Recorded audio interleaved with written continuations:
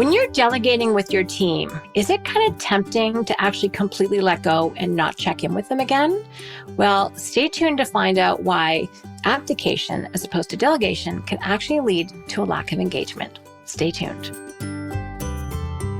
Hi, Shannon Waller here, and welcome to Team Success. Today, I want to talk about what to do to prevent a lack of engagement with your team. And this is to delegate, don't abdicate. Now, you might be familiar with this expression. I know that I've heard it before. I didn't really appreciate what this meant. I mean, it makes sense. It's logical. Until I was talking with a client recently where she described a situation where the person that she was working for actually didn't seem to really care what she was up to on a daily basis.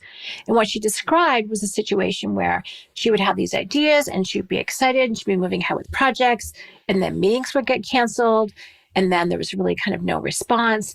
And eventually this happened so much, she said, I really became disengaged. My engagement went way, way down. And I was like, Mayday, Mayday, Mayday, red flag, red flag, red flag.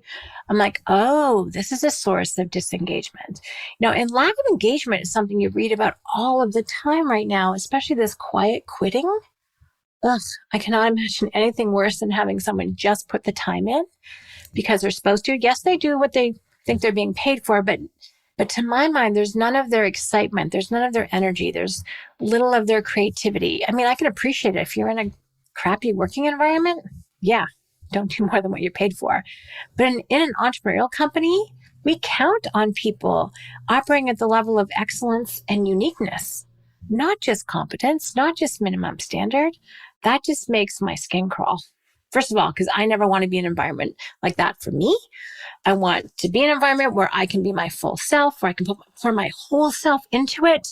I want to be mentally tired at the end of the day, but not because I was fatigued, but because I got used up. I want it to be because I expended every iota of creative energy I had, and then I can just relax. That's what I want to be a part of. And I want to be a part of a team where other people are doing that too. I don't want it where someone's like, looking at their watch going, I'm done now. Sorry. Bye. I'm like, what happened? I just lost a leg of the stool here. So this whole thing about making sure that we are giving enough attention.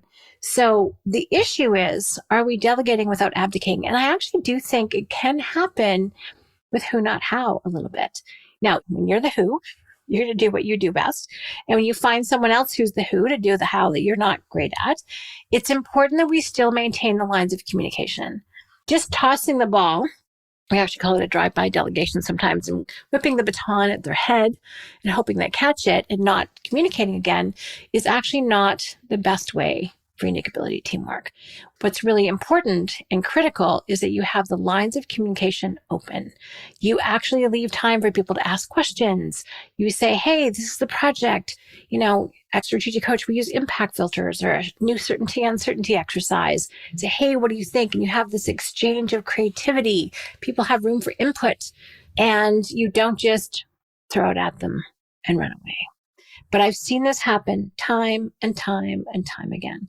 It can be with important projects. It can have to do with projects that the person isn't all that interested or doesn't want to have anything to do with because it involves none of their talents or skills.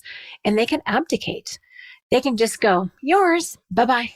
And they run quickly in the other direction. That's not cool. That's actually not teamwork, just so we're clear. And what happens is the other person's left holding this thing, whatever it is, probably has some questions, does some work, comes back, doesn't have anyone to share it with, doesn't know if you actually now care, which is nothing worse than expending your creativity and your time and your effort and energy, and then going back, hey, I've got this great thing, and the other person's not even present, doesn't seem to give a you-know-what. That's not cool.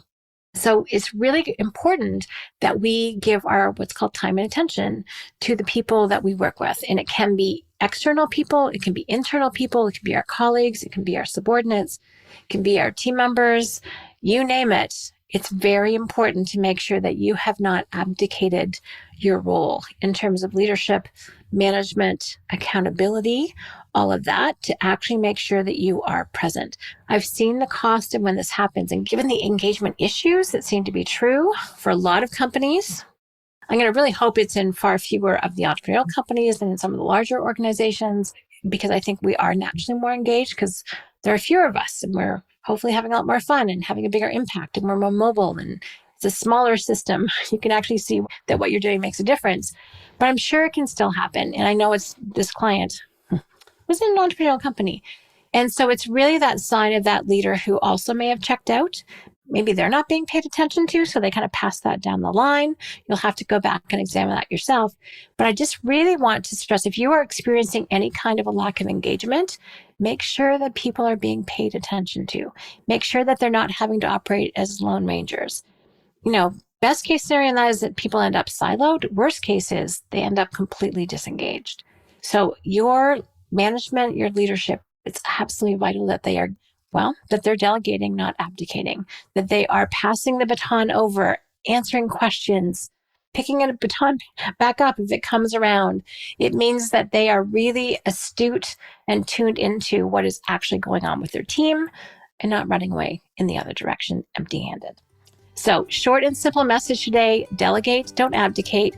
Make sure that people know that you care. Make sure that they know that you're invested in the end result. Don't give people projects if you're going to forget about them 2 days later. Use our tool called the Impact Filter from Strategic Coach. Make sure that you're really sold on the idea. Sometimes we're like, isn't this a great idea? Someone goes off and done it, and then we're like, oh, we fell out of love with our idea and we forgot to tell anybody. So don't waste people's time and effort doing that. But there are so many ways to fix this very simple problem.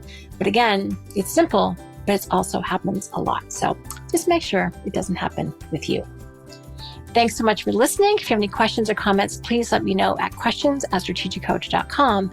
And as always, here's to your team success.